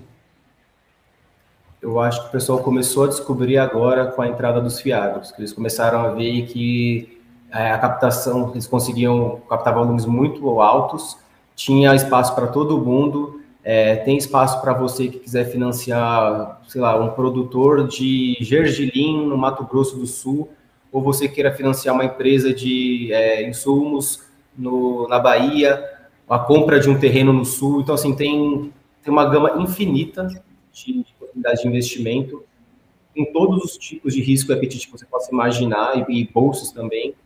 Eu acho que isso aí fez o pessoal começar a olhar e falar, pô, tem dinheiro aqui que estava na mesa, que eu não estava olhando antes, estava sendo captado de outros meios, ou que não estava, né, não estava deixando com que a operação tivesse excelência, porque não faltava capital. Eu acho que o pessoal começou a olhar agora com os fiagros, começou a ver o tamanho do monstro que nós temos aqui no nosso quintal, né? Pois é, né? O tamanho da dimensão do agro, o verdadeiro motor do Brasil. Matheus, muito obrigado por tua participação hoje conosco. Matheus de Moraes, analista da Eleven Research. Muito obrigado por sua participação aqui no Closing da BMC. Foi um prazer. Prazer foi meu, Carlos. Muito obrigado. Muito obrigado, pessoal que estava assistindo a gente. Boa tarde. Tchau, tchau. E até a próxima. Tchau, tchau. E vamos continuar o nosso análise, nosso giro de notícias. Daqui a pouquinho teremos nosso analista técnico. Vamos falar de inflação nos Estados Unidos, porque o índice de preços ao consumidor nos Estados Unidos, o CPI, na sigla em inglês, ganhou força em junho, acelerando em relação a maio. CPI subiu 0,2% na base mensal e foi para 3% de alta no confronto anual. Isso ficou em linha com as estimativas de economistas do mercado, que previam uma alta muito próxima desse valor. Alta mensal de 0,3% até 3,1% era a previsão, ou melhor, de 0,3% e de 3,1% na base anual foi a previsão do mercado e, de fato, se concretizou 0,2% e 3%. O CPI havia registrado aumentos de 0,1% no mês e 4% no ano em maio, e isso significa que a inflação está se reduzindo de intensidade.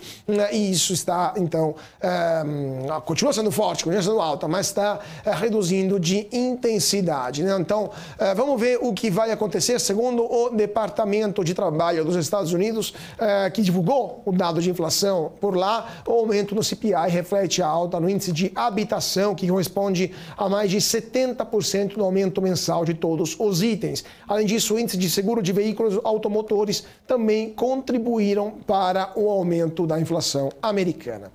E agora vamos falar da Direcional, gente. Direcional que lançou 15 empreendimentos no segundo trimestre de 2023, representando vendas líquidas contratadas de 1,5 bilhão de reais, conforme a prévia enviada ao mercado.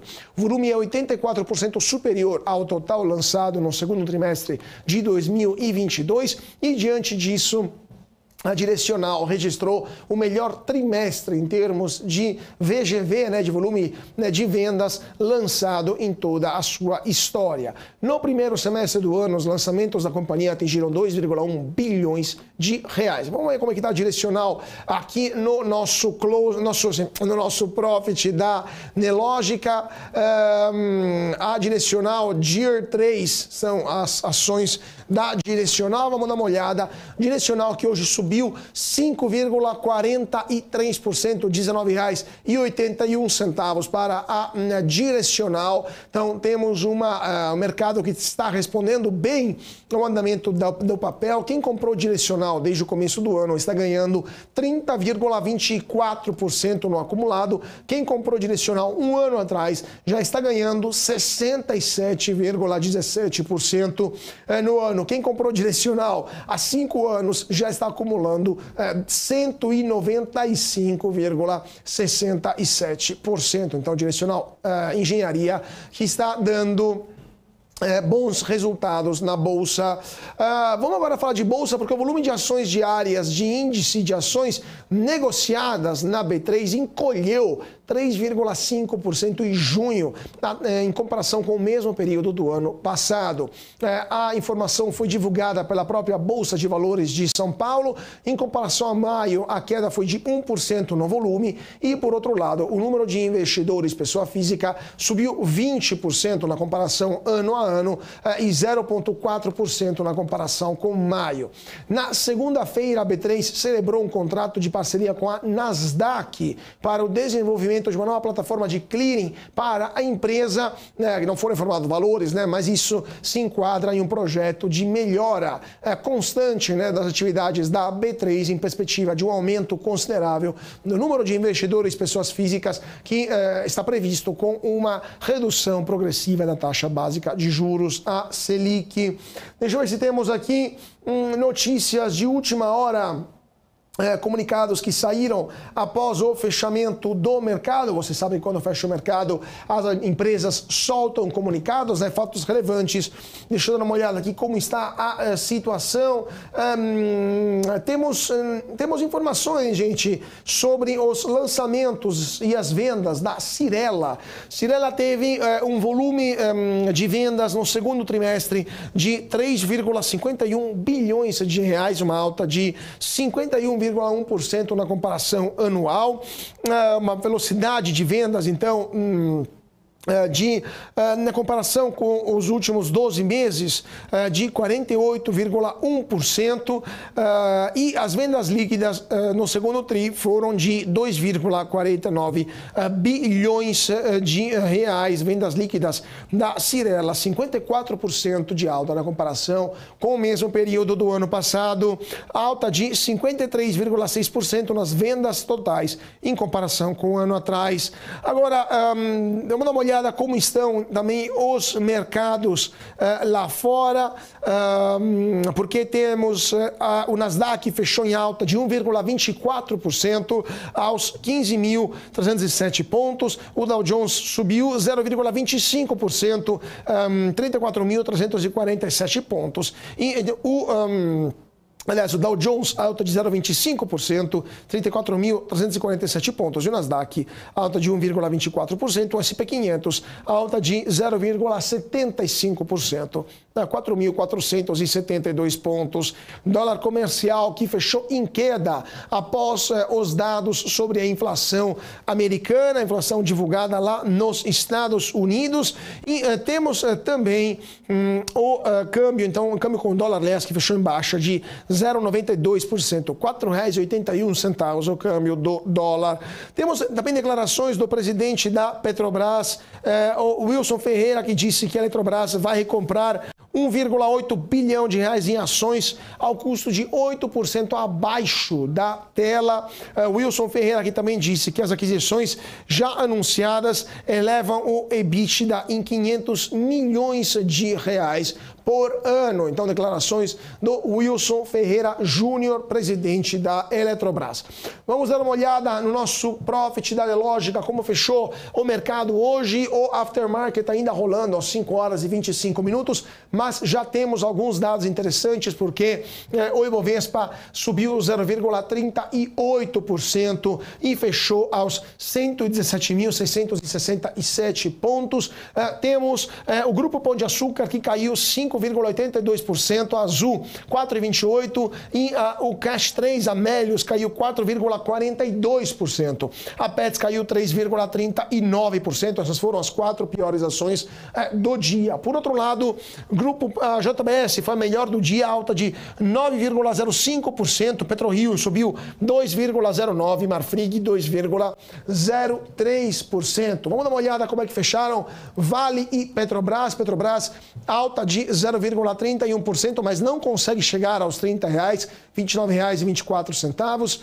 E a Vale subiu 1,10%, R$ 67,31. Tivemos também o IFIX caiu 0,02%, 3.181 pontos. Ambev, que a gente comentou agora com o Matheus, teve uma alta de 0,55%, R$ 14,71 para a Ambev. Vamos dar uma olhada aqui como está então a Petrobras, então, teve uma alta. Vamos ver o petróleo. Cotação do petróleo tipo Brent, 1,16%, R$ 80,32. E temos o minério de ferro, que também subiu forte lá em Dalian, após os estímulos que a China está anunciando para o setor imobiliário. Então, daqui a pouquinho vamos dar uma olhada na análise gráfica para ver como está a situação das ações. 2 minutinhos, rápido intervalo, e voltamos já já com mais notícias, informações e comentários, e também o nosso gráfico do dia. Então, não saia daí, voltamos já já.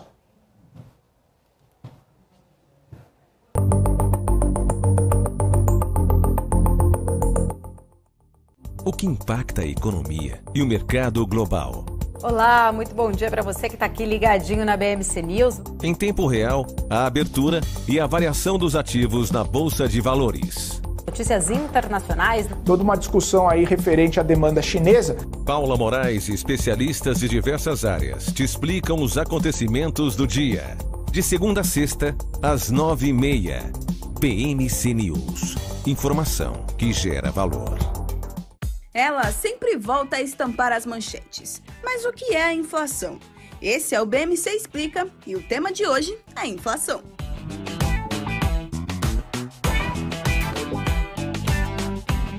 Basicamente, é a redução do poder de compra causada pelo aumento dos preços de produtos e serviços generalizado e persistente.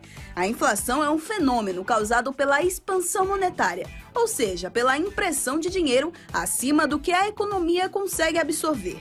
Alguns economistas também atribuem a causa da inflação a um choque de oferta. A inflação tem como índice oficial no Brasil o IPCA, Índice de Preços ao Consumidor Amplo, e é calculada pelo IBGE, o Instituto Brasileiro de Geografia e Estatística. O índice faz uma estimativa do custo da cesta de produtos e serviços que reflete padrões e hábitos de consumo de famílias com renda de 1 a 40 salários mínimos.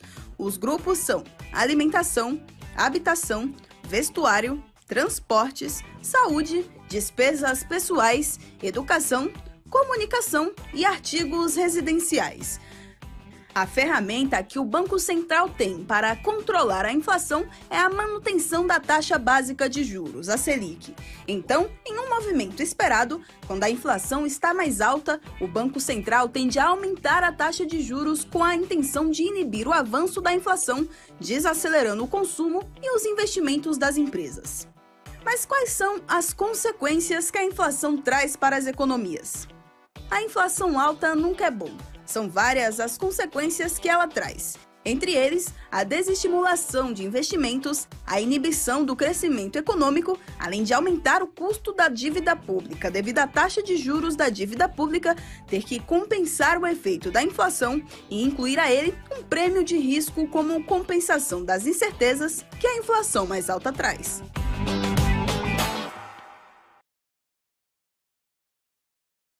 As empresas que fazem parte do seu dia a dia estão em uma das maiores bolsas do mundo, a Nasdaq. E a boa notícia é que você pode investir nessas empresas diretamente pela Avenue, sua corretora nos Estados Unidos. Com os dados das ações dos Estados Unidos fornecidos pela Nasdaq em tempo real, o cliente Avenue pode acessar diretamente as maiores bolsas do mercado americano. Entre neste mercado de tecnologia e inovação.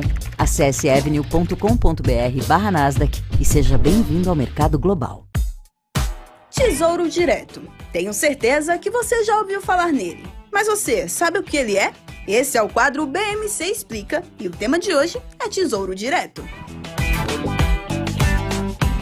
Bom, nada mais é do que um programa do governo brasileiro, em parceria com a B3, que permite que pessoas físicas invistam diretamente em títulos públicos emitidos pelo Tesouro Nacional, bastando apenas ter uma conta num banco ou em uma corretora habilitada pelo Tesouro Direto.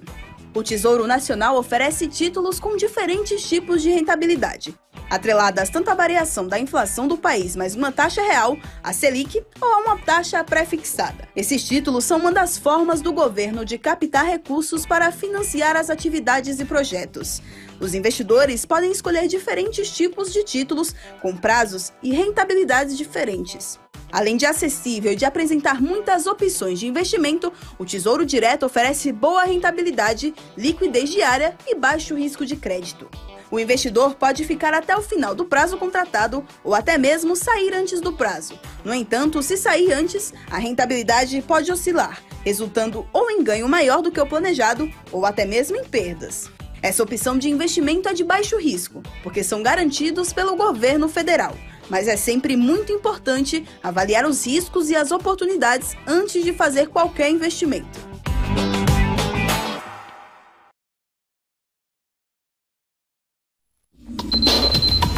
O que acontece no mercado financeiro no Brasil e no mundo está na BMC News. São 24 horas de programação para ajudar o investidor na melhor tomada de decisão. Independência e jornalismo sério. Não estamos plugados em nenhuma instituição financeira. Isso nos dá a liberdade de levar a informação sem nenhum viés e sem conflitos de interesse. Ser a ponte entre as notícias, empresas, especialistas e os investidores. Tudo de uma forma dinâmica e com uma pitada de bom humor. Informação que gera valor, você sempre vai encontrar na BMC News.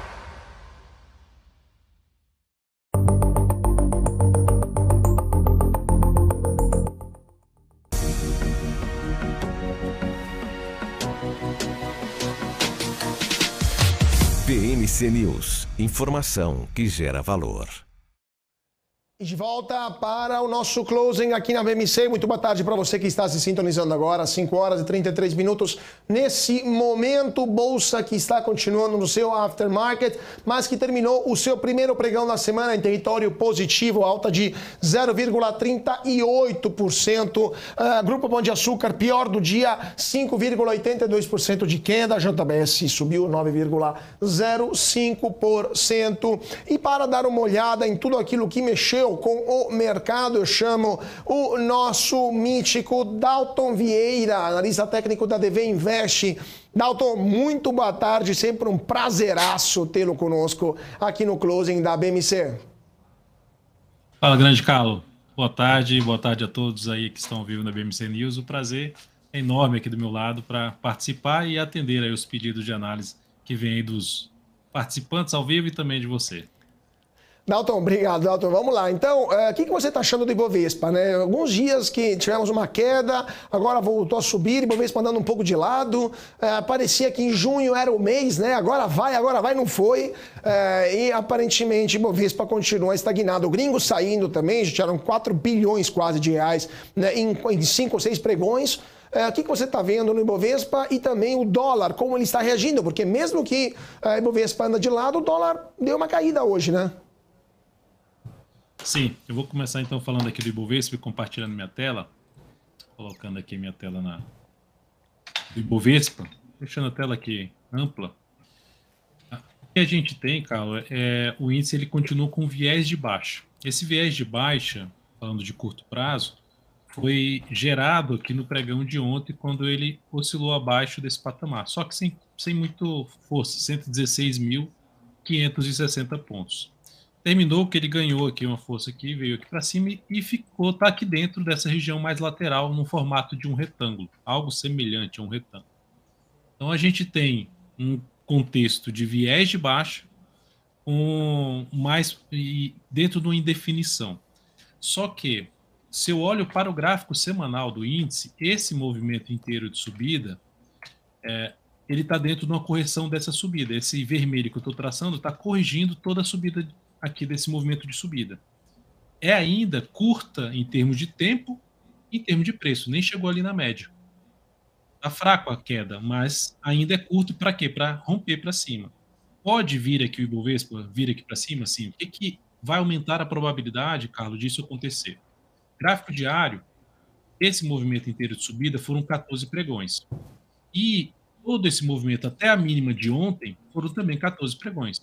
Então, nesse caso, a gente disse assim, o Ibovespa está maduro para poder ter um novo movimento para cima.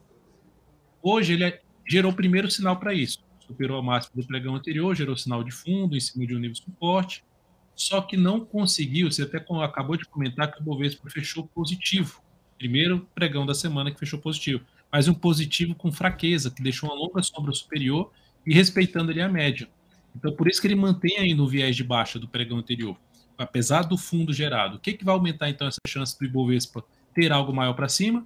Romper a máxima do pregão anterior, de hoje na realidade, 119.156 pontos. Agora um alerta aqui, que é importante ressaltar, Ibovespa, dando um zoom menos no gráfico semanal, a pandemia, Carlos, para cá, a gente teve 63 semanas. De toda a queda, quando começou a subir taxa de juros, para cá a gente teve 58 semanas. E daqui para cá a gente está com 52 semanas. Então é como se o Ibov fosse andando aqui em tempo, né, parecido, em termos de tempo, e já está gastando um tempo para subir, já está gastando tempo, já está começando a ficar próximo do tempo das caixinhas aqui anteriores, ou seja, se ele romper aqui direto, eu não esperaria algo tão longo para cima. Por exemplo, um dos objetivos, 124.600 pontos. E vai aumentar depois que acabar esse tempo aqui, vamos dizer assim, que o Ibovespa fazer algo de novo para baixo. Então a expectativa ainda é positiva, falando de curto a médio prazo para o Ibovespa, principalmente, ou seja, está fazendo correção de ter algo maior para cima desses topos aqui, mas eu não esperaria algo tão longo para cima já num primeiro momento, tá? Em relação ao Ibovespa. Então o Ibovespa, no curtíssimo prazo, mantém o viés de baixo, retoma uma expectativa mais positiva se superar a máxima de hoje, a partir de amanhã, mas com a ressalva de não se esperar tanto para cima, região 124 a 125 mil pontos, já seria um ponto de alerta que pode trazer um novo movimento para baixo no índice Bovespa.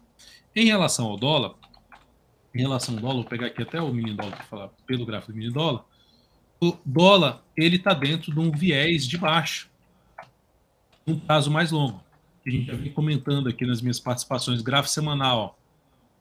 O dólar foi lá, respeitou de novo. Na semana passada teve uma semana de forte alta, só que ela, assim como o Ibovespa deixou hoje uma sombra superior na barra, não fechando acima da média, na semana passada o dólar fez algo parecido.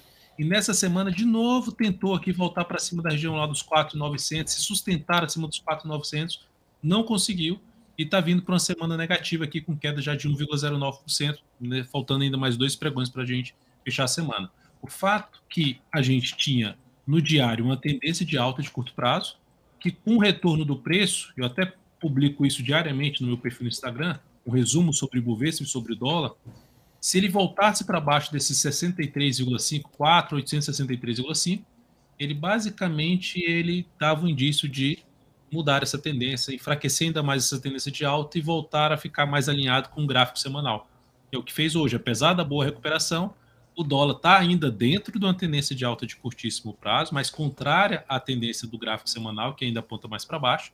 E com esse sinal aqui, é menos provável a gente ver um movimento muito relevante para cima novamente. É mais provável, mesmo que enrole aqui, de se ter algo mais para baixo para a moeda americana. O que fica bom aí, Carlos, para poder viajar para a Disney. Quanto mais barato o dólar tiver, melhor para a Disney, né? Pois é, né? Já especialmente nessa época de férias de verão no hemisfério norte, mais barato o dólar, mais férias para Disney. Agora, o problema de ir para Disney é que precisa de companhia aérea, né? E hoje a Azul está entre as piores do dia após esse anúncio da emissão de títulos em dólares, em bonds, né? Bonds denominados em dólares. O que você está vendo para a Azul? A gente sempre comenta aqui da Esquadrilha da Fumaça, Azul, Gol e CVC. Qual que é a sua percepção da Azul nesse momento? A ação está indo um pouco de lado, mas ainda acumula uma valorização expressiva desde o começo do ano. Então, Azul, Gol e CVC, aproveito para te perguntar, porque a Gol também caiu forte hoje, 1,36%, e a CVC não estou achando aqui, mas também não foi... não, aqui, ó, 1,85% de queda. Então, o que você está achando do grupo de ações dos turistas, né, que deveria se valorizar nesse momento que, na verdade, está sofrendo há vários dias? Vamos lá, então. A tendência de prazo maior, de curto a médio prazo, principalmente, falando um pouquinho mais de médio prazo, ela continua sendo uma tendência de alta, né, que gera uma expectativa que esse papel possa buscar ainda níveis mais altos, ali de 23,85 até mesmo 32,15. O que está acontecendo agora com o Azul é que ela gerou um movimento longo de subida, e depois de várias semanas consecutivas aqui de alta, apresentou na semana passada uma barra que aumentou a probabilidade de se ter, que a gente vê no mercado financeiro, algo comum, são os zigue-zagues do preço, para cima ou para baixo. É mais forte quando está em tendência de alta para cima, e quando está em tendência de alta tende a ser mais fraco a queda, que é o que nós temos agora, uma correção da tendência de alta do gráfico semanal. Primeiro nível de suporte aqui na média, por volta dos 18,12, e aí olhando para outros níveis de suporte desse papel, na casa aqui dos 16, passando perto aqui primeiro de um ponto que foi bem relevante ali para trás de resistência, R$ 17,25, depois R$ 16,26 e R$ 14,75. Então, nesse momento, para um prazo menor, curtíssimo a curto prazo, a tendência de Azul 4 já é de baixa. Então, ele está corrigindo a tendência maior de alta, e a de curto prazo, aquela tendência que você quer comprar para ficar alguns dias, está pior para esse cenário. Para ficar alguns dias. Está melhor para se aguardar um pouco mais, se for para comprar, aguardar algumas semanas para tomar uma decisão ali após a sinalização de alta no semanal para voltar para uma compra em Azul. Por enquanto, Carlos, a expectativa é mais negativa para essa ação, ou seja, fazendo aqui qual seria um dos pontos que ela pode vir a buscar. O primeiro seria a região dos 18,58, que já atingiu hoje, e o próximo nível ela pode vir a buscar R$ 17,56, que coincide com a região que eu comentei aqui para trás, 17,30, 17,50, uma região importante de suporte para esse ativo. Então, cenário mais negativo no curtíssimo prazo, apesar da tendência de prazo maior ser positiva. O 4. No gráfico semanal, algo semelhante. Olha a quantidade de barras aqui subindo, e aí gera uma grande barra de baixa. Isso aqui é um padrão dos candles chamado de engolfo de baixa, que aumenta a probabilidade de reverter um movimento de subida para um movimento de baixa. É o que vem sendo feito. Essa semana já vai caindo em 9,17%, apontando para testar R$ 10,45, média móvel exponencial de 13 períodos. E outros pontos relevantes que podemos destacar aqui, 9,85, tem um R$10 número redondo. Se eu estico para cá essa linha, dá para perceber que ali para trás eram alguns topos, principalmente a região dos R$10 até os 9,85, mais importante como suporte para esse papel, e depois disso, 8,93. Tá favorável para já entrar comprando? Não vejo motivo de entrar comprando o Gol 4 nesse momento. Ou seja, por mais que esse aqui seja o único movimento de baixa, a expectativa é que possa vir mais para baixo, ou seja, do próximo movimento de subida ele não ser muito forte para cima e ainda ter algo mais para baixo do que ela já caiu. Pode se recuperar nos próximos pregões, mas, como eu já disse, a expectativa é que ela possa ainda ter algo mais para baixo, aí Gol 4. Então, um cenário de curtíssimo a curto prazo, Gol e Azul, mais negativo nesse momento, corrigindo a tendência de prazo maior.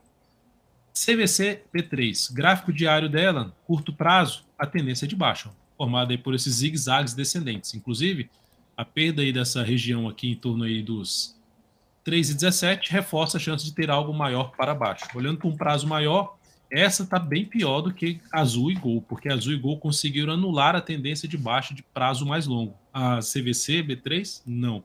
Então, se eu fosse focar nessa esquadrilha da fumaça que você fala, né, eu olharia um pouquinho mais para as aéreas do que se fosse pensar em oportunidade, depois de uma queda, tentar comparar os ativos com expectativa maior de subida, a CVC não seria a minha escolha, tá? No gráfico semanal, subiu, até rompeu aqui para cima, só que já está voltando para baixo esse patamar. Se fosse para arriscar algo, uma compra, Carlos, qual seria a minha condição aqui? Uma semana, uma determinada semana, fechando aí para cima da região de 3,55 a 3,60.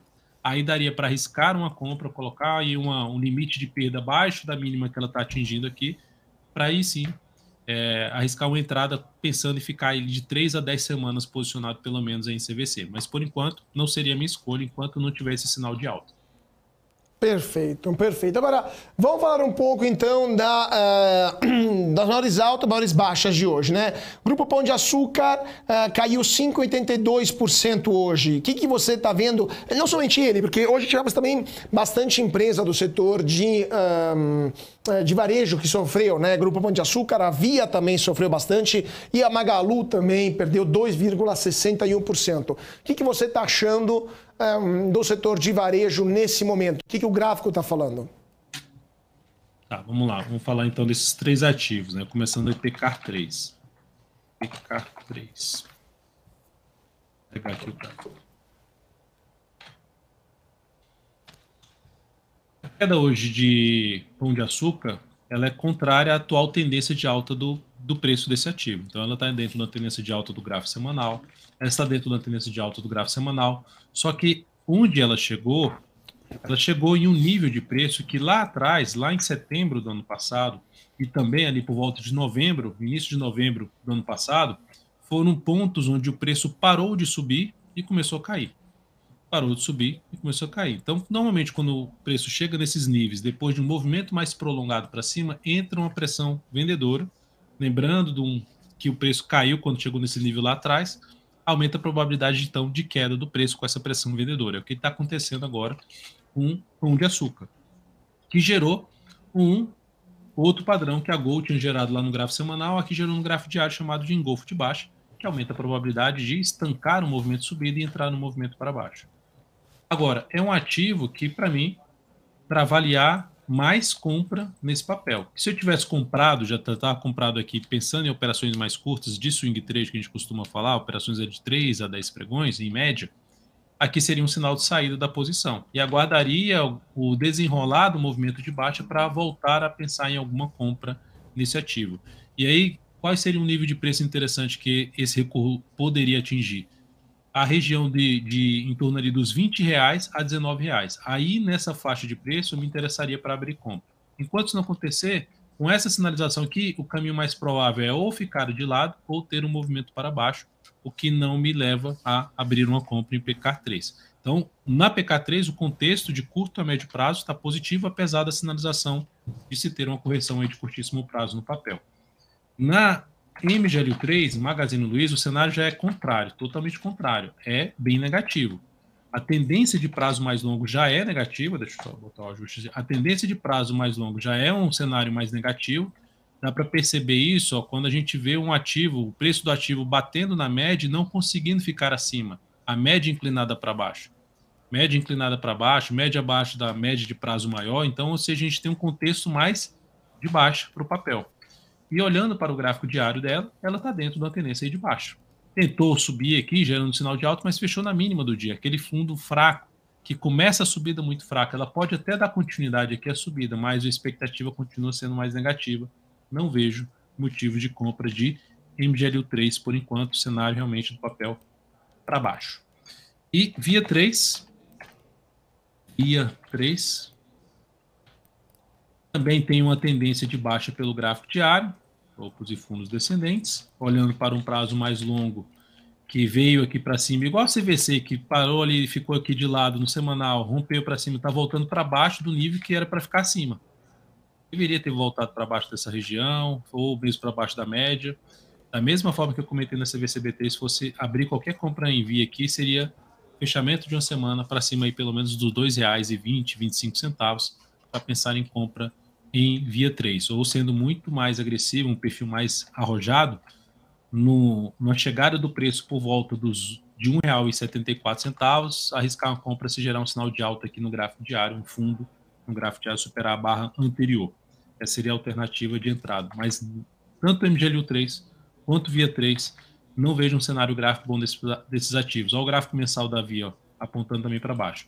Então, dentro do setor que você comentou de consumo, Carlos, só a PK3 tem um cenário positivo para planejar a operação de compra aí daqui a alguns pregões. Essas duas ainda não vejo esse cenário se encaixando, pelo menos para mim, para comprar. Perfeito.